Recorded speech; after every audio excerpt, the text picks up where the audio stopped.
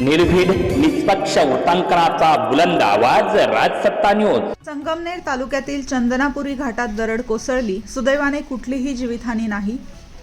पुणे नाशिक महामार्गावरील वाहतूक काही काळ ठप्प। पुणे नाशिक महामार्गावर संगमनेर तालुक्यातील चंदनापुरी घाटात आज दरड कोसळली। दरड कोसळून काही काळ वाहतुकीला अडथळा निर्माण झाला होता। नाशिककडे जाणाऱ्या लेनच्या बाजूने कडा कोसळला। यात मोठे दगड रस्त्यावर आल्याने सुदैवाने कुठलीही गाडी रस्त्यावर नसल्याने मोठा अनर्थ टळला आहे। गेल्या 2 दिवसांपासून पावसाची संततधार सुरू आहे।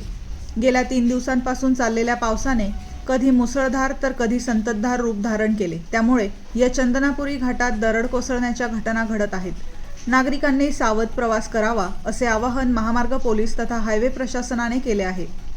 आज दरड कोसळल्याने काही काळ वाहतूक ठप्प झाली होती, परंतु महामार्ग पोलीस आणि हायवे प्रशासनाने तात्काळ जेसीबीच्या साहाय्याने दगड बाजूला करत रस्ता वाहतुकीसाठी सुरळीत केला आहे।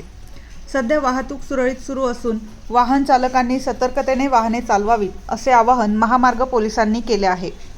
संततधार पावसाने डोंगराचे दगड ढिले झाले असून दरड कोसळण्याचे प्रकार पुन्हा घडू शकतात। यातून जीवितहानी किंवा मोठी वित्तहानी होऊ शकते।